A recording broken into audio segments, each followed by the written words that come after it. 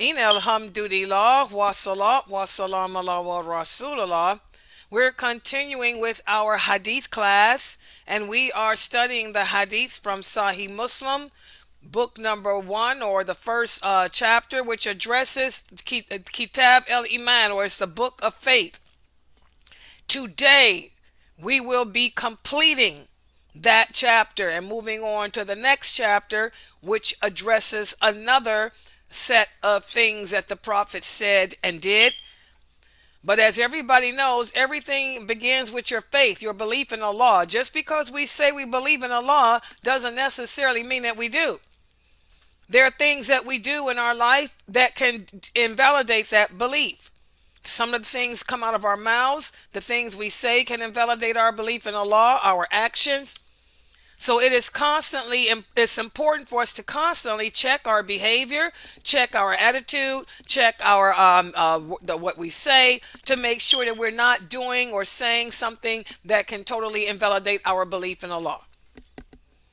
And today we're going to speak about other actions that can invalidate your belief in Allah. We're going to speak about suicide. This is a big issue today. There's a lot of Muslims out there who commit suicide. They claim they're committing suicide in the name of Allah, astaghfirullah. Others because they just can't handle life. Well, guess what? Suicide is one of those actions that falls in the category of disbelief. And I'm going to give you the evidence to prove that it does. That anyone who does it will be in hell forever. And I'm going to explain to you why it's an action of disbelief. Just like I've explained to you why arrogance is a form of disbelief. I've explained to you why certain things we say are forms of disbelief. Well, I'm going to explain the suicide too. And also we're going to speak about how Islam teaches that we should not go around referring to other people as being martyrs. Just like Islam forbids us from calling another Muslim a kafir, Islam also forbids us from referring to another Muslim as being a martyr, because you don't know who the martyrs are. Not everybody who dies is a martyr. Just because you got killed in a war don't make you no martyr. You could have been somebody that needed to be killed because of your behavior. So we're going to go over hadiths addressing all these issues today. And let's start off with this. A lot of men need to understand that Islam forbids them from wearing their pants dragging the ground. Why? Because dragging your pants to the ground or wearing your clothing to drag the ground is a sign of arrogance. It's what the Romans and the Persians, the King of England, the Queen of England, the long trains. Why do all these people of royalty have trains? Because the train represents superiority over others. Remember, Islam teaches us that we're not supposed to go around looking down on other people, belittling them, or thinking ourselves superior to them, to the point that we are above correction. We are above mistake. That makes you arrogant and a disbeliever, because you've now put yourself on a level equal to Allah. Well, this is why Islam forbids a man, and I am stressing a man, from wearing his pants and things dragging the ground. It's different for women. The reason being is because women, the top of our feet is part of our aura or our nakedness. So if you want to wear a jilbab all the way down to the ground to cover the top of your feet, then this is okay. But if you're wearing that jilbab as a train to signify that you are royal and superior over others, then this is haram for you too. Let's look at the hadiths here.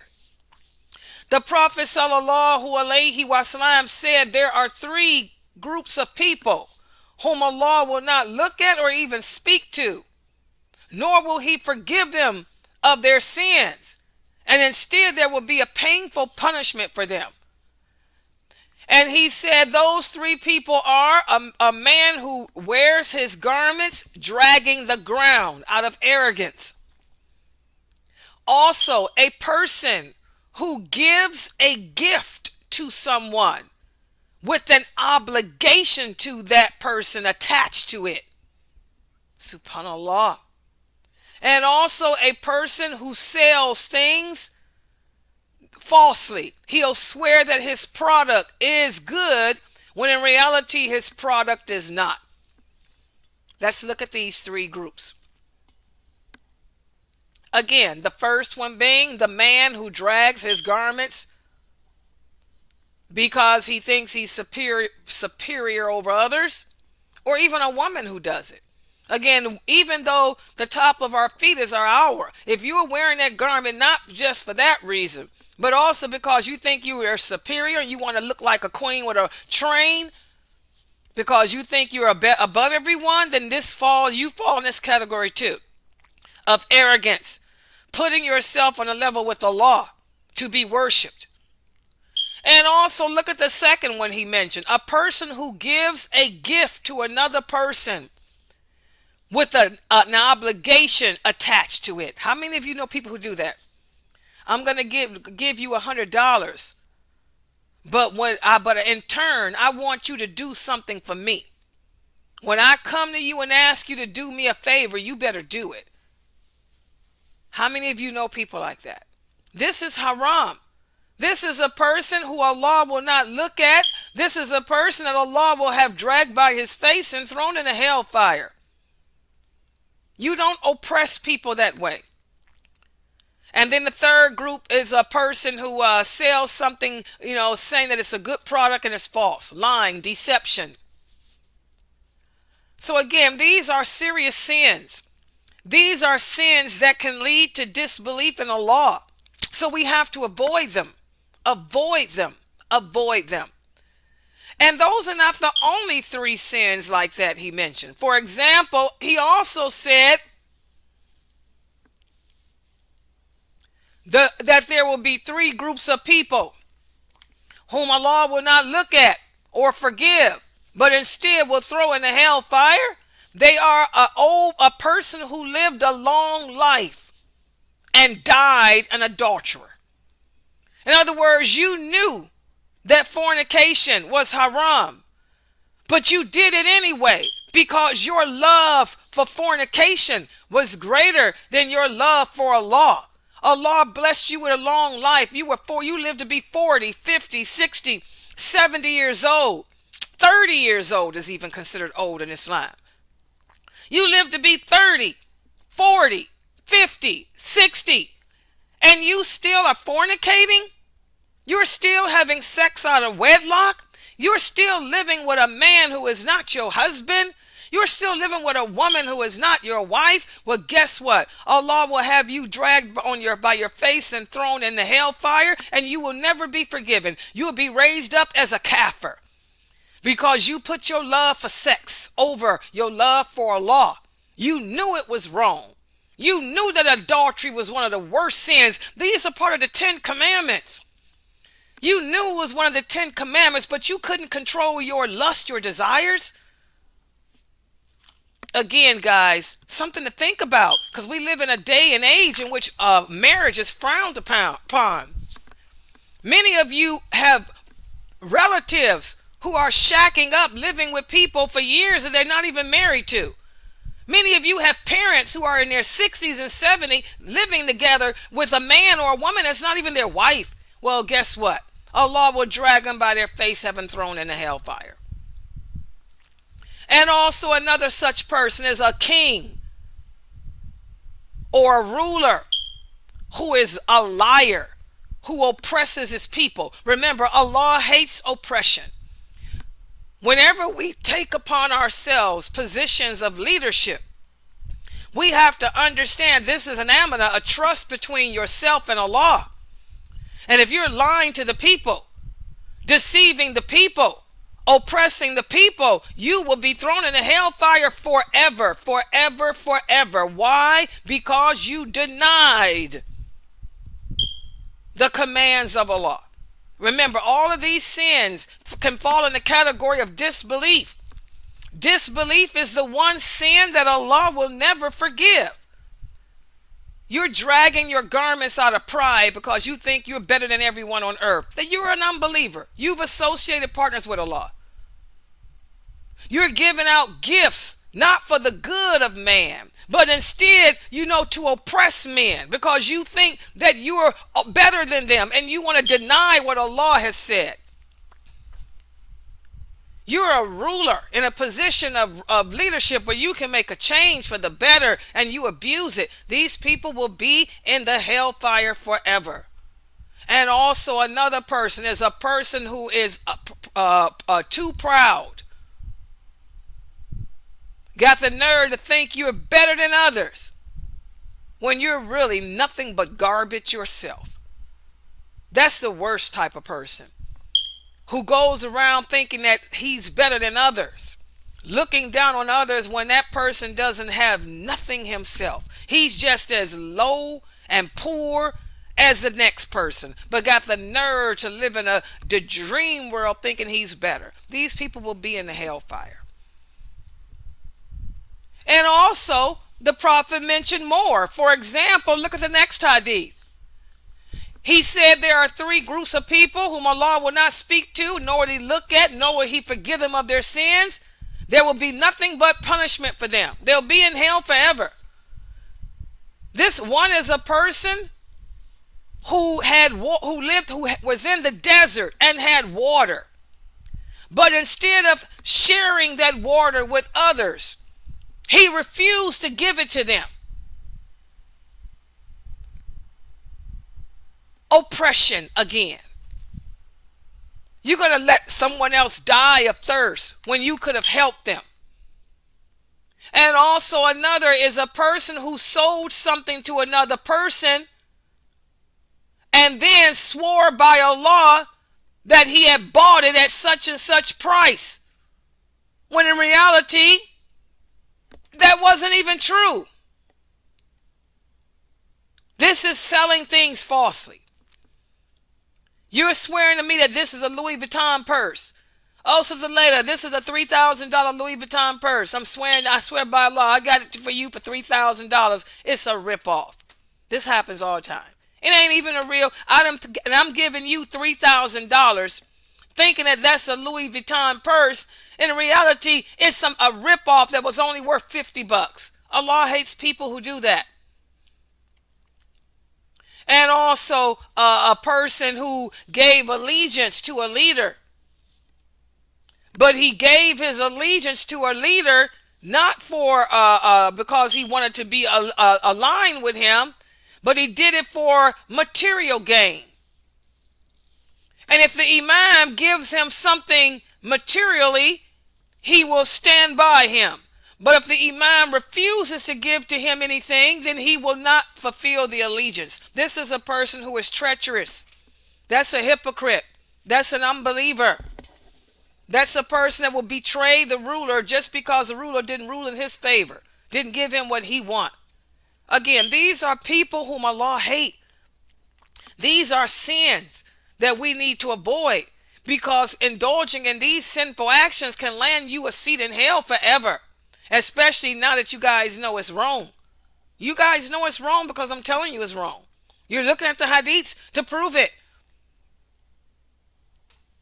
So be careful, guys. Again, just because we say that we believe in Allah doesn't necessarily make us a believer. Many of us have invalidated our belief in him through our actions. And now we want to move on to the big sin, one of the worst sins on earth. And guess what it is? Suicide. To take your own life. The Prophet sallallahu alaihi wasallam said, whoever kills himself with a steel weapon will be the eternal denizen of the hellfire. Eternal means forever. You'll be in hell forever. And he will have that weapon in his hand, and he will keep stabbing himself with it over and over and over again forever in that hellfire. And whoever drinks poison to kill himself, he will be drinking that poison over and over in the hellfire forever. The word forever here. And whoever kills himself by jumping off a mountain will constantly jump off a mountain into the hellfire and will live there forever and ever and ever. there is no forgiveness for suicide. And let me explain to you why. Because to take your own life means that you've given up hope. To lose hope means that you don't believe in Allah. Because in order to be a believer, you have to have hope that Allah will protect you, hope that Allah will forgive you. Without hope, your faith is not complete. You're still a kafir. So when you lose hope and take your own life, you have lost belief in Allah. And you will be a kafir. And the last deed that we do will determine what our fate will be in life. You could have been a good Muslim, praying every day, giving in charity, but you lost hope and took your own life. Now you're going to be in hell forever and all your good deeds lost.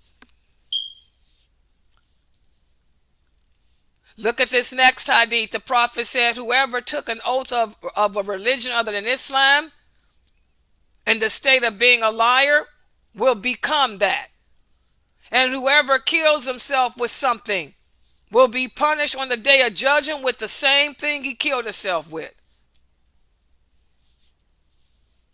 Also, no one is obligated to promise to give something that's not in his possession.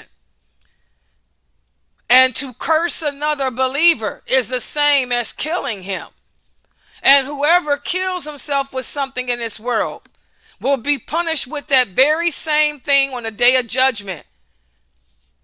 And whoever lied to increase his money, Allah will instead cause his wealth to decrease.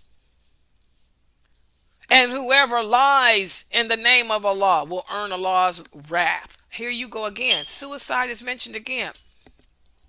I don't care how bad life gets, guys. Never take your own life. Not even in war. You got a lot of people today who call themselves Muslims. They're going around committing suicide bombings and all that crap, blowing themselves up in the name of Allah, talking about, well, I'm going to paradise because I'm taking kafirs with me and all this. You are the kafir yourself. Listen to what the Prophet said. The Prophet again said, whoever takes an oath on a religion other than Islam will become what he has said. And whoever kills himself will be killed with that same thing. And then we have the story of what happened during the Battle of Hunain. When the Muslims fought the Battle of Hunain, there was one man who fought, who the people really liked. They thought he was such a good warrior because he was a good fighter.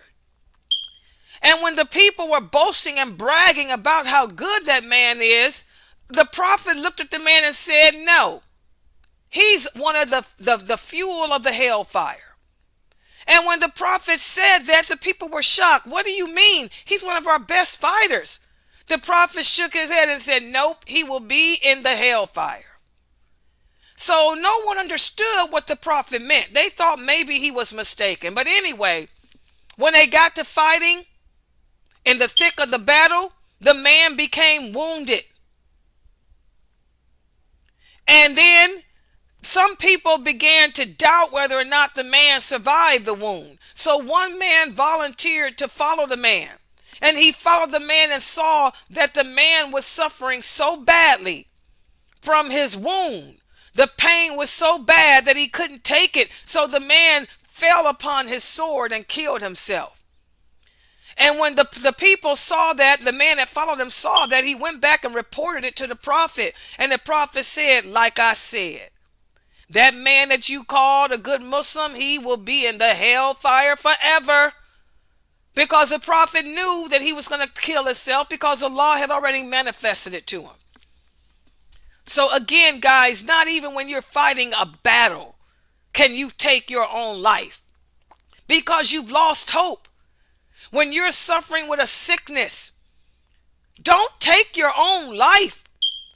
Take the medicine and try to fight through it because you never know. Allah may cure you.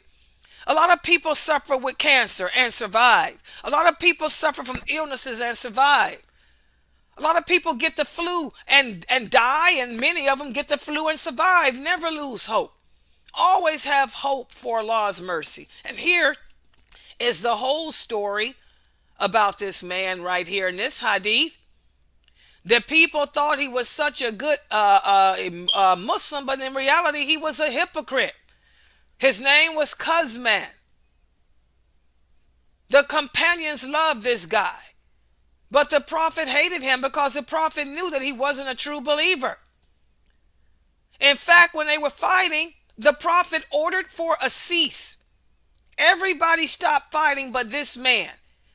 He was so busy trying to prove how great he was that he continued to fight. In fact, he went after one of the enemy and he got shot with an arrow. The man was shot and the pain was so bad that he took his own life. He killed himself. He took his own sword and ran it through himself. And when he done this, the people said, "Oh, Prophet, we lost a great soldier today. He's a martyr." The Prophet said, "Do not call him a martyr. He is not a martyr." He said he is in the hellfire, stabbing himself over and over with that sword that he fell upon forever. He said a person may do actions which in the eyes of others is considered to be great, but in reality, that person can be amongst the people of the hellfire. And that's what the Prophet meant. He knew that that man was just a hypocrite, pretending to be such a good believer. He knew that that man did not really believe in Allah, that he had no hope. And the man proved it with his last deed. He took his own life because he couldn't stand the pain from his wound. So again, guys, not even in war, not even when dealing with sickness, can you take your own life. We have to maintain hope. Look at this hadith. A person belonging to the people of the past was suffering from a boil. The boil was very painful. So the man took an arrow and pierced the boil, to try to kill himself. And the man ended up bleeding to death. And Allah told the man, "I forbid you paradise because of this." So again, guys, under no circumstances do we ever lose hope and take your own life. The Prophet taught us, if life becomes too difficult for you, say, "Oh Allah, keep me living as long as life is good. And oh Allah, take my soul if living is bad for me." That's what we can do. We can make supplication that supplication. But you never ask for death. And you never take your own soul, because once you die, it's over. There is no more forgiveness. And to lose hope means you've lost faith in Allah. So I hope without any doubt, without any question, you guys see suicide is haram. Those terrorists out there that's just blowing up Jews and killing themselves with bombs, they're not martyrs. Do not call any of them martyrs. They will be denizens of the hellfire. And also, guys, we have to understand that Islam has strict rules. When you're fighting in a battle, not only do you not go around saying who's a martyr and who isn't, but you don't steal either. We have a hadith here that this is still the battle of Quiver. The companions were walking around, including Umar, saying this, looking at the people who were on the battlefield dead, saying, this person's a martyr. This person's a martyr. This person's a martyr. And so the Prophet happened to hear them and said, "No, wait a minute. That person is not a martyr. I have seen that person in the hellfire. He is clinging on to the cloak that he stole from the war booty." And then the Prophet told Umar, he said, "Go and announce to the people. Tell them that no one will enter paradise unless they are a true believer." You never know what a person is fighting for. They may do a deed that may appear to be righteous and good, but you don't know their intention. That man that they pointed to, He was not fighting for the sake of Allah. He didn't die fighting for Allah. He died because he wanted the money. He wanted the booty of the war. And he stole from the booty. So he will be a person in the hellfire. So this is why we don't know the intentions of another Muslim. Just like we can't go around calling each other kafir, because you don't know if faith is really in that person's heart. You don't know if that person just might not know the truth. This is why we don't go around killing people once they convert to Islam. You can't say, oh, I think he's a hypocrite. I don't think he's sincere. Only Allah knows our sincerity. And on the other hand, you can't go around calling people martyrs either, because you don't know what they're fighting for. Maybe they're fighting for some other reason other than Allah. So we have to be careful of that, guys. We have to be careful. Paradise is not easy. Remember, the Prophet sallallahu alaihi wasallam taught us the road to paradise is hard, but the road to hell is easy. In order to get to paradise, you have to work for it. Your heart has to be clean. Your actions have to be good. The speech out your mouth must be good and clean. That's hard for us to do as humans. So what have we learned today? Well, again, Islam forbids a man from wearing his clothing to the ground because this is a sign of arrogance, which leads to disbelief. And this goes for women too. Women can drag the ground because the top of our feet is part of our nakedness. But if you're a woman and you're wearing your jilbabs dragging the ground because you think you're royal and you think that you're better than others, then this applies to you too. You'll be in the hellfire forever. Why? Because you've competed with Allah. You've put yourself on the same level with him, thinking you're better and free from imperfection. And you want the people to worship you, to look up to you as being something more than what you are. This is association. This will cause you to be in hell forever. Also, you learn that Islam forbids under any circumstance the taking of your own life. To take your own life means you've given up on Allah. You've lost hope. And without hope, you will never, ever, ever be a true believer. And also you learn we do not go around referring to other people as being martyrs, because you never know what that person has in his heart or what they even possess. You don't know another Muslim's intentions. It could be to show off. And you guys know Allah doesn't accept showing off. And also we learn from these hadiths that stealing is a horrific sin. Even in times of war, we can't steal.